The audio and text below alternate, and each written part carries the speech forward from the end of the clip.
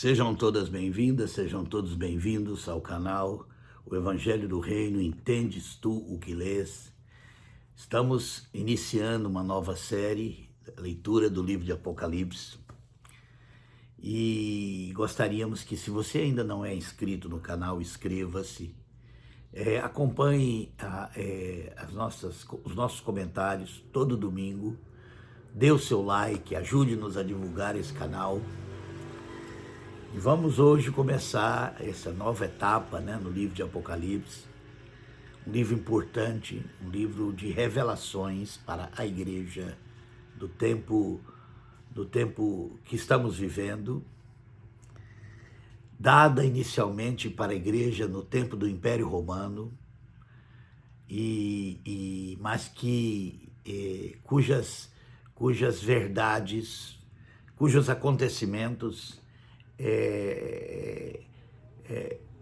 prepararia esse quadro que temos vivido, desde que o Senhor veio a primeira vez até a sua volta gloriosa para esse mundo. Então, num certo sentido, o Apocalipse já teve um cumprimento. Vamos ver isso na leitura. Ele já foi cumprido na vida da igreja e no Império Romano, que governava o mundo naquele tempo, mas ali, nessa realidade da igreja no Império, aconteceram coisas que influenciariam tanto o mundo que viria, como a própria igreja. E é nessa visão que estamos lendo esse livro. Primeiro, entender como se cumpriu nos dias da igreja no Império Romano e as suas consequências que nos acompanham até o tempo do fim. Vamos ler. Capítulo 1, verso 1. Revelação de Jesus Cristo que Deus lhe deu para mostrar aos seus servos as coisas que brevemente devem acontecer. Ou seja, essa revelação iria se cumprir brevemente. Ele as enviou pelo seu anjo e as notificou ao seu servo João, o qual testificou da palavra de Deus, do testemunho de Jesus Cristo, de tudo o que viu. Um detalhe aqui importante nesse versículo 2. O qual testificou da palavra de Deus. E logo em seguida ele fala do testemunho de Jesus Cristo.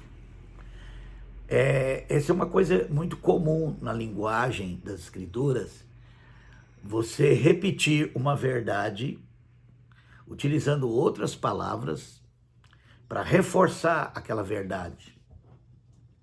E nós encontramos isso aqui. Testificou da palavra de Deus, do testemunho de Jesus Cristo. Ou seja, a palavra de Deus é o testemunho de Jesus Cristo. A palavra de Deus é o próprio Jesus. Isso é uma verdade que João traz lá no Evangelho. No princípio era a palavra. E a palavra estava com Deus e a palavra era Deus. E a palavra se fez carne. Toda a Escritura nos foi dada, toda a Escritura foi inspirada para nos revelar a palavra de Deus, o testemunho de Jesus Cristo. Isso é uma verdade importante que nós devemos entendê-la. Às vezes as pessoas se perdem nas palavras escritas e não entendem que a palavra escrita é uma revelação da palavra de Deus, que é Jesus. Jesus é a verdadeira palavra de Deus. Ao qual testificou da palavra de Deus, do testemunho de Jesus Cristo, de tudo o que viu. Bem-aventurado aquele que lê, e bem-aventurados que ouvem as palavras dessa profecia, e guardam as coisas que nela estão escritas, porque o tempo está próximo. Estava próximo nos dias que essa profecia foi dada, e como nós vimos, ali, naquele contexto, iriam acontecer coisas que influenciariam o mundo do pós-vir até o tempo da volta do Senhor e a própria igreja. João, aqui ele começa a dizer para quem esse livro foi interessado. João, as 7 igrejas que estão na Ásia. Aí você pode perguntar, mas não havia igrejas espalhadas naquele tempo em vários lugares, né? Por que as 7 igrejas que estão na Ásia? É óbvio que esse é algo profético. Aqui nós já estamos começando a ver números e a ver palavras que são proféticas. Essas 7 igrejas que estão na Ásia, a qual foi endereçada essa revelação, elas são figuras de toda a igreja. De toda a igreja naquele tempo, do Império Romano, e de toda a igreja em todos os tempos. Então nós precisamos ter esse entendimento, porque não é a primeira vez que nós vamos encontrar esse tipo de linguagem. Essa linguagem ela aparece na Bíblia em outros livros, né? Livros do profeta Daniel e outros profetas.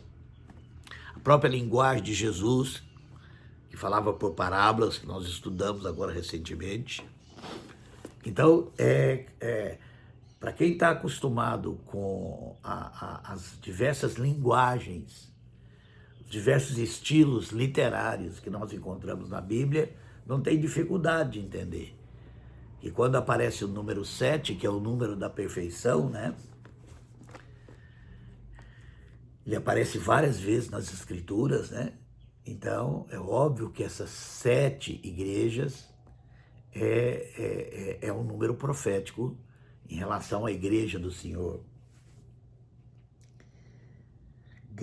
Graça e paz a vós outros, da parte daquele que é, que era e que há de vir, e da parte dos 7 espíritos que estão diante do seu trono, e da parte de Jesus Cristo, que é a fiel testemunha, o primogênito dos mortos e o príncipe dos reis da terra. Aquele que nos ama e em seu sangue nos lavou dos nossos pecados e nos fez reino e sacerdotes para o seu Deus e Pai. A ele seja glória e poder para todos sempre. Amém. Aqui nós temos que comentar, né? Essa revelação foi endereçada às 7 igrejas que estão na Ásia, como nós vimos, a igreja de Jesus Cristo.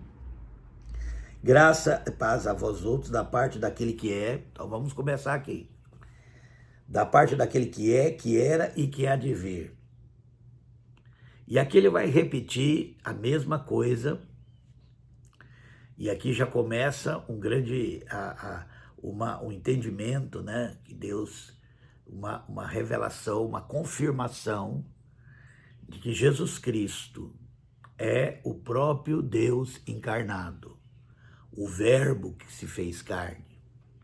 Veja bem como ele fala aqui. Da parte daquele que é, e que era, e que há de vir. E da parte dos 7 espíritos que estão diante do seu trono. E da parte de Jesus Cristo, que é a fiel testemunha. Ora, aquele que é, que era e que há de vir, está se referindo a Deus. Mas como ele há de vir? Na pessoa do seu Filho. Nós não vamos falar agora desses 7 espíritos que estão diante do trono, porque isso foi uma visão que João viu diante do trono no céu. E a seu tempo vamos falar sobre isso. Mas, novamente, os 7 aparecem aqui de novo. Os 7 espíritos que estão diante do seu trono. Vamos no momento apropriado, falar sobre isso. E aí sim, vem claramente a quem se trata. E da parte de Jesus Cristo, que é a fiel testemunha, o primogênito dos mortos e o príncipe dos reis da terra, aquele que nos ama e em seu sangue nos lavou dos nossos pecados e nos fez reino e sacerdotes. Em algumas traduções, e nos fez reis e sacerdotes. Isso é uma menção àquilo que, a velha aliança, né? A velha aliança dos reis, a velha aliança do sacerdócio levítico, sacerdócio esse que foi plenamente cumprido e finalizado em Cristo. Lá em Hebreus nós lemos que Jesus é sacerdote segundo a ordem de Melquisedeque. E se ele está em nós pelo seu Espírito, nós também somos sacerdotes diante de Deus. Um reino de sacerdotes.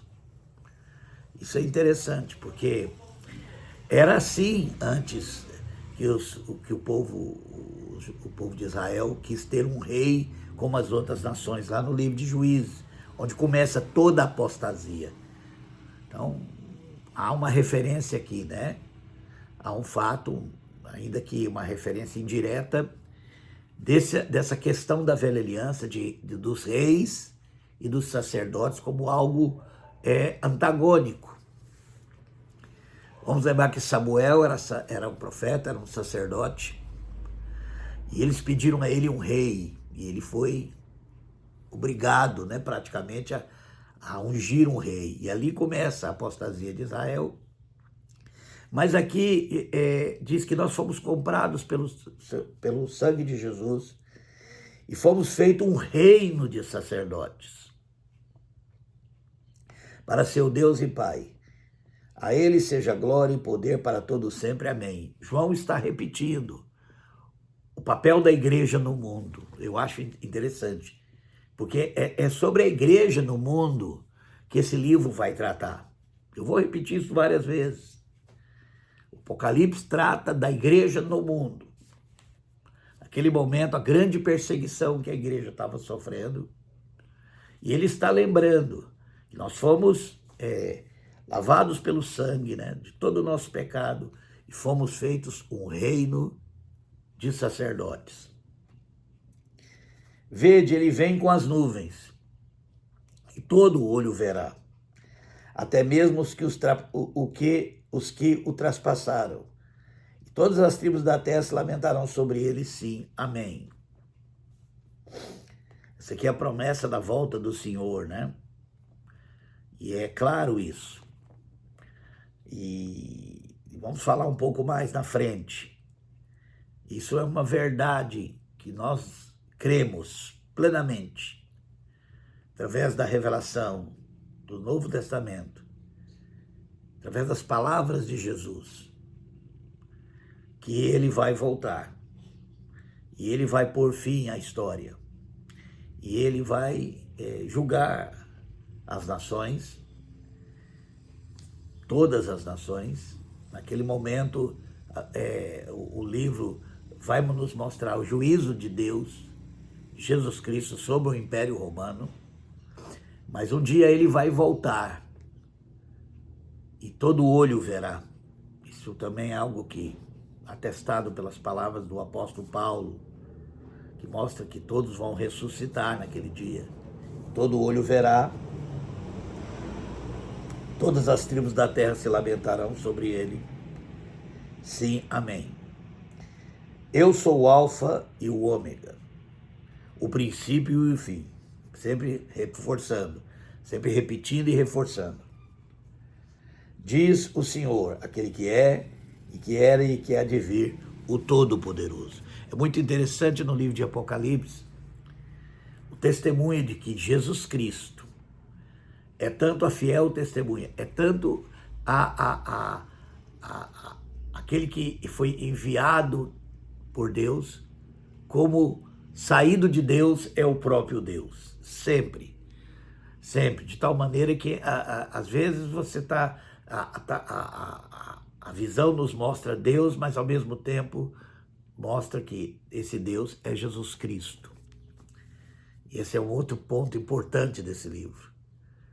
Mostra Jesus glorificado, mostra Jesus como o próprio Deus, um homem que saiu de Deus e que ao ressuscitar foi glorificado, se unindo novamente com Deus.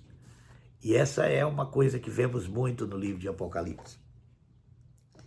Eu, João, irmão vosso e companheiro vosso, na aflição do reino e da perseverança em Jesus, estava na ilha chamada Pátimos, por causa da palavra de Deus e do testemunho de Jesus. E eu fui arrebatado em espírito no dia do Senhor, e ouvi de trás de mim uma grande voz como de trombeta, o que dizia: o que vês, escreve num livro e envia às 7 igrejas que estão na Ásia, a Éfeso, a Esmirna, a Pérgamo, a Tiatira, a Sardes, a Filadélfia e a Laodiceia. E voltei-me para ver o que falava comigo, e ao voltar-me, via 7 candeeiros de ouro. Então, quando ele ouviu e ele se voltou para ver quem falava com ele, ele viu primeiramente 7 candeeiros de ouro. E no meio dos 7 candeeiros, alguém semelhante a um filho de homem, vestido com vestes talares e cingida à altura do peito com um cinto de ouro. Isso aqui faz referência à veste sacerdotal, né? Quando a gente lê lá no Velho Testamento as vestes sacerdotal, a gente vê algo parecido com isso. Aqui, esse que era semelhante a um filho de homem, estava cingido, né? Estava vestido de vestes talares e cingido à altura do peito com um cinto de ouro. A sua cabeça e cabelos eram brancos como a lã branca, como a neve, e os seus olhos como chama de fogo. Cabelos brancos na Bíblia significa maturidade, significa algo que me faz lembrar de 2 passagens no Novo Testamento. Uma está em 1 Coríntios 13 e a outra está em Efésios capítulo 4.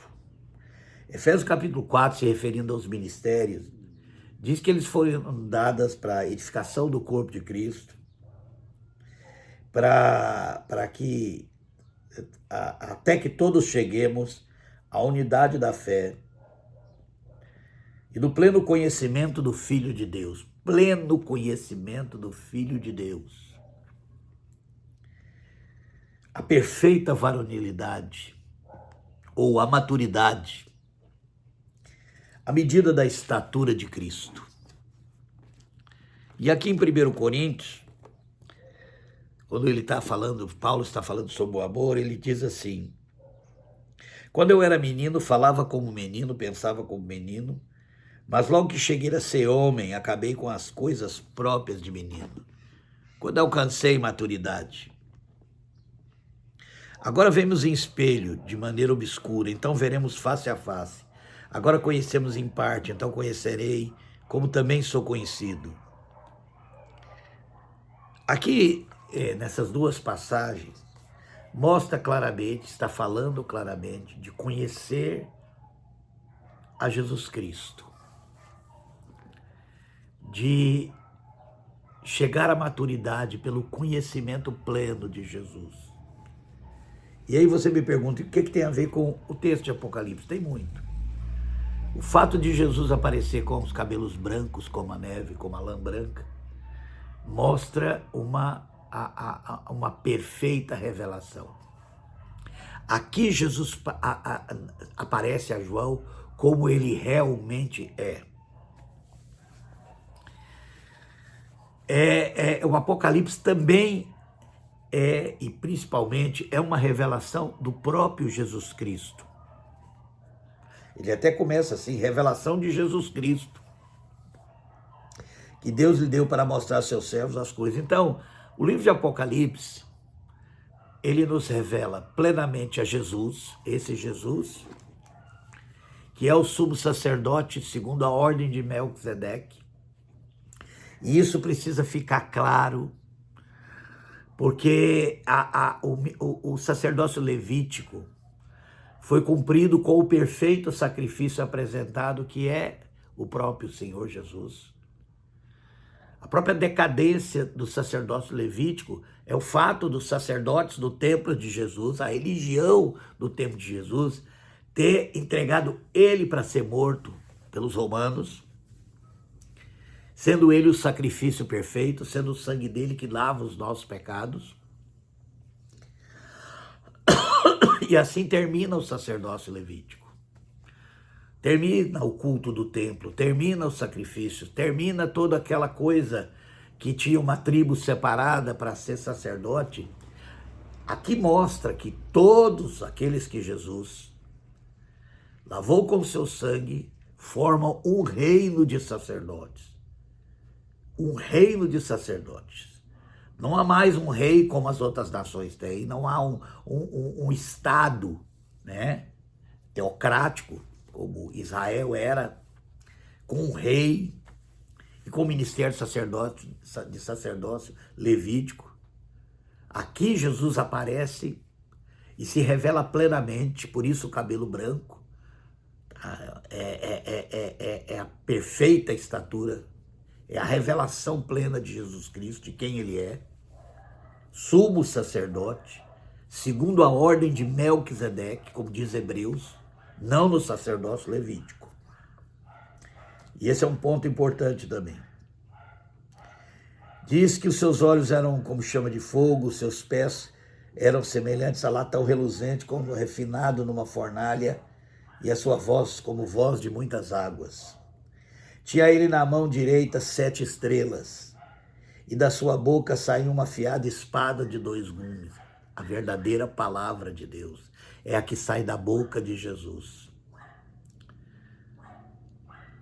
A verdade é aquilo que é segundo Jesus Cristo. Esse Jesus que nos é apresentado, revelado pelos evangelhos e pelas epístolas, essa é a verdadeira palavra de Deus. O seu rosto era como o sol quando resplandece na sua força. Quando o vi cair aos seus pés como morto, porém ele pôs sobre mim a sua mão direita, dizendo, não temas, eu sou o primeiro e o último. Aqui mostra claramente que ele é o próprio Deus. Eu sou o primeiro e o último. Eu sou o que vivo, fui morto, mas estou vivo para todo sempre, e tenho a chave da morte e do inferno. Escreve, pois, as coisas que tem visto, e as coisas que são, e as que depois dessa hão de acontecer. O mistério das 7 estrelas que viste na minha mão direita e os 7 candeeiros de ouro é esse. As 7 estrelas são os anjos das 7 igrejas. E os 7 candeeiros são as 7 igrejas. Que Deus nos abençoe à medida que nós lemos e começamos a deixar Deus, através das Escrituras, abrir para nós esse livro de Apocalipse. Espero que você acompanhe, que você goste. Eu já animo você, leia o Apocalipse, faça uma leitura completa, mais de uma vez, e acompanhe os nossos comentários. E deixa Deus falar com você à medida que nós comentamos aquilo que Deus tem falado conosco. Não somos donos da verdade, nem temos o propósito de dizer, é isso, é aquilo, e está fechado e não tem mais nada o que ser falado. Estamos simplesmente compartilhando aquilo que ao longo dos anos Deus tem nos dado de entendimento sobre esse livro. Que Deus nos abençoe.